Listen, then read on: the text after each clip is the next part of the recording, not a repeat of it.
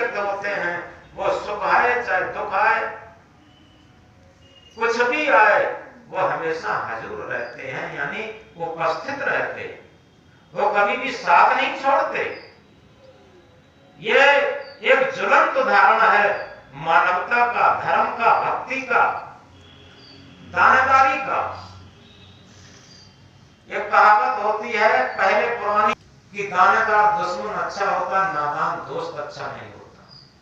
क्योंकि दानेदार दुश्मन होगा आपके साथ कभी धोखा नहीं करेगा, अगर वो लड़ाई भी करेगा तो आमने सामने लड़का करके। और जो नादान मित्र होगा वो निश्चित है धोखा कर देगा, आपके सारे गुप्त हाल जानता होगा, और आप जब तक उसका स्वार्थ चलाते रहेंगे तब तक वो प्रेम मानता रहेगा, और जिस दिन स्वार्थ चलाना बंद कर दिए उसी दिन वो विपरीत हो जाएगा और दुश्मन बन जाएगा, धोखा दे देगा। ये सूत्र है, ये दानेदार और नादान की कहानी होती है। एक पुरानी बात घटना याद आती है, एक पिता अपने पुत्र को समझा रहा है, उसके बहुत दोस्त थे। पिता ने कहा कि बेटा,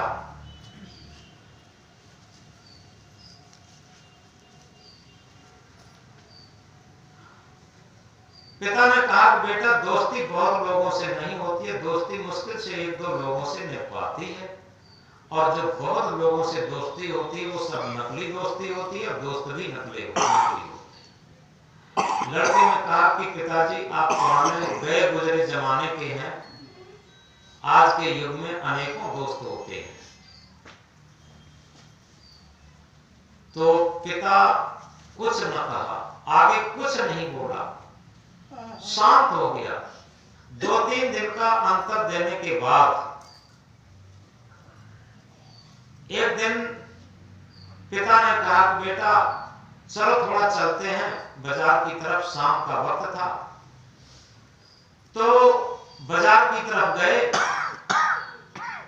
तो उन्होंने कहा बेटा देखो तुम्हारे मित्र बहुत हैं, देखो कोई मित्र हो उसे जरा बुलाओ तो जरा। तो पुत्र गया, एक मित्र के घर के सामने फाटक पर आवाज लगाई, खटखट किया, घंटी बजाई, सब कुछ किया। तो कहा कि देखो, नाम लिया कि अमुक जितेंद्र बाबू हैं। तो अंदर घुस-घुस की आवाज हुई, जितेंद्र घर में ही थे, और उन्होंने कहा कह दो कि वो बाजार चले गए हैं। धीमे से आवाज हुई, रात में आवाज पहुंच गई। तो किसी महिला ने कहा कि वो तो बाजार चले गए, घर में है नहीं। और ये पिता ने भी सुना, पुत्र ने भी सुना। वहां से चलते बने, एक दूसरे मित्र के पास गए। तो दूसरे मित्र की तरफ से वही आवाज आई कि अभी घर पे लौटे नहीं है, बाहर गए हुए हैं। हो सकता वो भी घर पे ही हो। अब 2-3 मित्रों को ऐसे ही तलाशते रहे, लेकिन कोई निकल के नहीं आया। तो पिता ने कहा कि बेटा अब ऐसा करते हैं, देखो हमारे भी यहाँ पर एक मित्र हैं, वो भी कम मित्र हैं, क्योंकि हमारी मित्रता बहुत तो नहीं है, चलो उनके पास चल रहे हैं। तो पिता पुत्र गए। पिता ने गेट से आवाज लगाई, जैसे ही आवाज गई अंदर, तो अंदर से आवाज आई, भाई साहब खड़े रहना, अभी हम आ रहे 5 मिनट के अंदर। उन्होंने क्या काम किया, अलमारी से 20,000 की गड्डी निकाली, जेब में डाली, राइफल गले पर टांगी और कारतूस की पेटी कमर से बांधी, और पत्नी से कहा तुरंत की चाय बनाओ, और जाकर के गेट खोला कि भाई साहब आ जाइए अंदर। अंदर गए, एकदम कुर्सी पर पिता पुत्र को बिठाया और ये कहा कि भाई साहब देखो, अगर कहीं धन संबंधी बात हो तो 20,000 रुपया ये पकड़िए, और कोई जरूरत हो तो कल दे सकते हैं बैंक में से निकाल करके, और विशेष समस्या हो तो कहीं से हम अपने मित्र से ला करके दे सकते हैं। दूसरी बात, अगर कहीं जंग छिड़ी हो तो राइफल हमारे हाथ में है और कमर में पेटी बंधी है, हम हर तरीके से जी जान से तैयार। और तीसरी बात, आप कहां से आए हैं पहले आप चाय पीजिए, तब तक भोजन तैयार है। तो इतनी बात उन्होंने एकदम कह दी और इसके बाद उन्होंने चाय पी और चाय पीने के बाद मित्र ने कहा, वो पिता पुत्र जो आए थे, नहीं नहीं भाई साहब इधर से निकल रहे थे और हमने सोचा कि बहुत दिन हो गए मिलते चले, इसलिए चले आए। मुझे भोजन नहीं करना है, न कहीं जंग छिड़ी है, न पैसे की जरूरत है, ऐसे ही चले आए, मन हो गया चले आए। उन्होंने कोई बात नहीं खोली।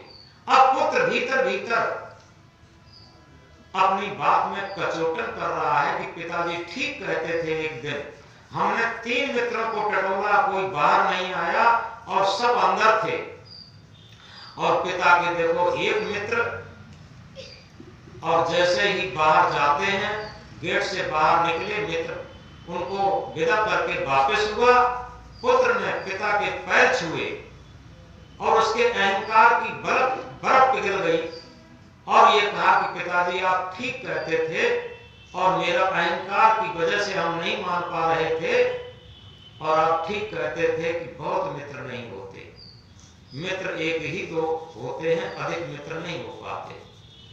आज से हम अपनी गलती को मानेंगे और आपके बताए हुए रास्ते पर चलेंगे। उसका अहंकार गला, जो अभी थोड़ी देर पहले हम कह रहे थे कि जब तक अपने अंतःकरण से हम अहंकार रूपी कुत्ता को निकालेंगे नहीं, तब तक हमारा मन निर्मल नहीं होगा। तो इस प्रकार हम कह रहे थे सुख के संगी स्वार्थी, दुख में रहते दूर, कहे कभी परमार्थी दुख सुख सदा हजूर। जब परमार्थी व्यक्ति होते हैं, यथार्थ में चाहे सुख आए, दुख आए, हानि आए, लाभ आए, कुछ भी आए, उसमें सदा हजूर रहते, सदा उपस्थित रहते। वो गरीबी अमीरी से संबंध नहीं है, उनका आत्मीयता से संबंध है। और जो नादान लोग होते हैं, उन्हें स्वार्थ से मतलब होता है, उनका स्वार्थ चलता रहे। तो इसकी परीक्षा के लिए सदगुरु कबीर साहब एक दूसरा महामंत्र कहते हैं, बहुत बहुत महत्वपूर्ण।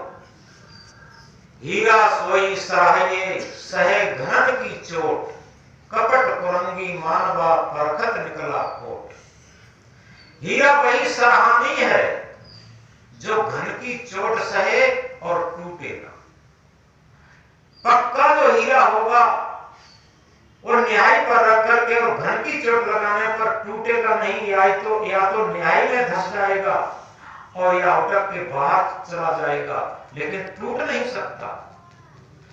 कच्चे चमकीला होता और पक्का हीरा इतना अटूट होता है, वो टूटता नहीं है। सदगुरु कबीर साहब कहते हैं, हीरा सोई सराहिए सहे घन। पक्का हीरा वही है जो घनों की चोट सहे और फिर भी टूटे ना। लेकिन कपट कुरंगी मानवा परखत निकला खोट। हीरा, उस हीरा की उदाहरण देकर के सदगुरु ने ये आत्मा रूपी हीरा की बात कही है। ये आत्मा रूपी हीरा, ये अजर अमर अखंड अविनाशी है। ये टूटता नहीं, ये मरता नहीं, ये गलता नहीं, ये जलता नहीं, ये किसी भी परिस्थिति में एक रस रहता। और इसी आत्मीयता का जो व्यवहार है, ये आत्मीयता का जो विचार है, ये आत्मा के तल पर जो रहनी कहनी है, वो हीरा के समान होती है। वो किसी कठिन परिस्थिति में बदलती नहीं। जिसे कहा, अटल रहा जो अपने पथ में, लाख मुसीबत आने में मिली सफलता उसको जग में जीने और मर जाने में। जो अपने भक्ति पथ पर, सत्य के पथ पर, साधना के पथ पर अटल रहता, उसी को सफलता मिलती जीने और मर जाने पर। और जो जरा जरा से सुख दुख में, हानि लाभ में बदलता रहता है, वो अटल नहीं है। वो हीरा तुल्य नहीं है। वो हीरा की कीमत नहीं जानता, वो आत्मा की कीमत नहीं जानता, कि वो मन की कीमत जानता है। ये सारे सुख दुख, सारे हानि लाभ, सारी अनुकूलताएं प्रतिकूलताएं केवल मन तक सीमित है। और उन्हीं मन तक सीमित रह करके उसका व्यवहार होता, क्योंकि मन तक सीमित ही स्वार्थी व्यवहार होता और वही टूटता रहता रात दिन, जरा जरा से जैसे खींचता रहता और रीझता रहता। ये रीझना और खींचना दोनों ये कच्चे हीरे की पहचान है। कच्चा हीरा मन है। सद्गुरु बाहर की बात करके और अंदर की बात समझाते हैं। कच्चा हीरा ये मन है। ये मन बहुत चमकता है, बहुत दमकता है, लेकिन आत्मा न चमकता है, न दमकता है, न दिखाई देता। आप देखें चारों तरफ मन ही का तो व्यापार चलता पूरे जीवन। ये मन ही तो सबका यही तो सब दिखाई देता। ये बहुत चमकता, बहुत दमकता और ये इतनी बातें करता। अभी एक दिन शाम को एक लड़का आ गया। हम लोग यहाँ वंदना के समय बैठे थे। एक लड़के ने किवाड़ खटखटाया। उसने कहा कि हम भोपाल रहते हैं। आया, पूछ करके थोड़ा नमन किया और इतनी जल्दी बात करे, इतनी जल्दी कंप्यूटर भी बात नहीं कर पाता। हम तो आधी भी बात नहीं समझ पा रहे थे, क्योंकि ये फैशन हो गई है। आधी बात समझ पाए कोई, आधी बात न समझ पाए। तो इस तरीके से सद्गुरु ने हीरा का उदाहरण देकर के इस आत्मा रूपी हीरा की बात बताई। ये पक्का हीरा है, ये टूटता नहीं, ये अजर अमर अखंड अविनाशी है। और मन कच्चा हीरा है, इसके व्यवहार ही टूटते हैं, बिखरते हैं और सब कुछ होता। रात दिन इस मन का ही तो व्यवहार है। इस कच्चे हीरे पर ही तो जीवन चला रहे हम। तो इसलिए हीरा सोई सराहिए सहे घनन की चोट। आखिर आप देखें मीरा के जीवन को देखा, जहर कर दिया गया। जहर दिया कि न दिया, जहर जैसी प्रतिकूलताएं जरूर मिली। स्वामी दयानंद जी को जहर दिया गया, ईसा मसीह को क्रॉस पर लटकाया गया। आप देखें सुकरात को जहर दिया गया। कितनी कठिन यातनाएं सहन करनी पड़ी। सद्गुरु कबीर साहब को 120 साल की उम्र में इतनी कठिनाइयां सहन करनी पड़ी सत्यता के लिए, इस हीरा के लिए कि क्या कहा जाए। डॉक्टर हजारी प्रसाद द्विवेदी ने लिखा है कि मुझे ताज्जुब होता है इस महापुरुष के, जिसने धर्म और मजहब के नाम पर सारे अंधविश्वास और रूढ़ियां पाखंडों पर इतना बड़ा प्रहार किया, आज तक कोई नहीं कर सकता। और इतनी लंबी उम्र तक इस महापुरुष के धड़ पर सर बना कैसे रहा। ये डॉक्टर हजारी प्रसाद द्विवेदी ने लिखा। इस महापुरुष के सद्गुरु कबीर साहब के धड़ पर सर बना कैसे रहा, इतनी सारी आपदाएं सहने के बाद, इतनी सारी कठिनाइयां सहने के बाद। तो निश्चित समझ लो, हम चाहे गृहस्थी में हैं, चाहे हम व्यक्ति में हैं, कहीं भी हैं, कठिनाइयां आएंगी। लेकिन उन कठिनाइयों को हम आत्मीयता के तल पर इस बात को समझें कि ये सब मन तक सीमित है। जिस तरीके से आप कोई भी स्वाद ग्रहण करते हैं, स्वाद कहां तक सीमित है? कंठ तक, जिह्वा तक सीमित है। जिह्वा के नीचे उतरते ही किसी भी स्वाद का कोई पता नहीं।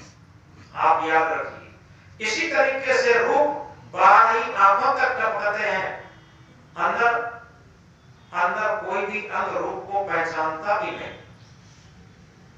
गंध केवल नासिका के अग्रभाग तक सीमित है, अंदर उस गंध को कोई जानता भी नहीं। इसी तरीके से जो इंद्रियां हैं अपने अपने विषय प्रपंच में जो लगी हैं, उनके सब बाहरी, ये सब जितने भी विषय प्रपंच हैं सब बाहरी क्षेत्रों में है, अंदर उसका कोई भी भाव नहीं है।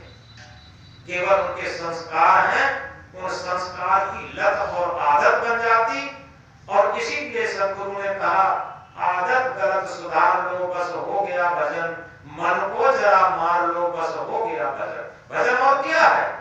हमारी जो गलत आदतें हैं उन्हें सुधारते रहना और झांकते रहना और मन को उनकी तरफ से मोड़ करके आत्मा की तरफ लगाते रहना, यही तो सच्चा भजन है। और भजन क्या है? भजन है निरंतर बुराइयों से भागना, एक एक करके अपनी गलतियों को छोड़ते रहना, ये भजन है। तो इस प्रकार सदगुरु ने ये अंतिम महामंत्र कहा, क्या हीरा सोई सराइये सहे घनन की चोट, कपट कुरंगी मानवा परखत निकला को।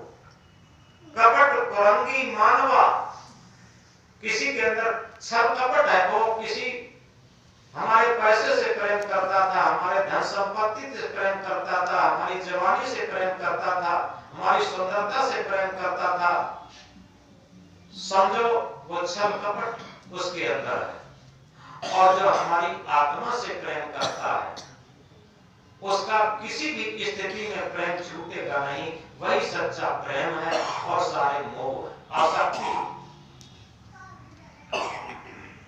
तो इसलिए हम इस बात को गहराई से समझें, सुख के संगी स्वार्थी, दुख में रहते दूर, कहे कभी परमार्थी, सुख दुख सदा है। दूसरे महामंत्र में कहा, हीरा सोई सराइये सहे घनन की चोट, वही हीरा, कहते नहीं वो आदमी नहीं, वो तो हीरा, वो आदमी नहीं, वो तो हीरा है। हीरा किसे कहते हैं? किसी भी परिस्थिति में साथ न छोड़े, किसी भी परिस्थिति में विमुख न हो, किसी भी परिस्थिति में धोखा न दे, किसी भी परिस्थिति में सुख दुख हानि लाभ अनुकूलता प्रतिकूलता कमजोरी आने पर वो यथावत आत्मीयता का व्यवहार उसकी तरफ से बना रहे। ये हीरा तुल्य मानव जीवन है। तो कपट कुरंगी मानवा परखत निकला खोट, जिसके अंदर कपट है, कुटिलता है, स्वार्थ है, और कुरंग कहते हैं जो अपुणी है। क्योंकि आत्मा के रंग में तू रंग जा, अपने रंग में बदरंग में भर भुलाना। अपना रंग क्या है? आत्मा का रंग, आत्मा की आवाज पर जिया हुआ जीवन, ये अपना रंग है। और मन की गुलामी में, इंद्रियों की गुलामी में जिया हुआ जीवन, ये बदरंग है, बदरंग है। उसी में तो भलाया रहता। तू रंग जा अपने रंग में, बदरंग में फिर भुलाना। तो इस तरीके से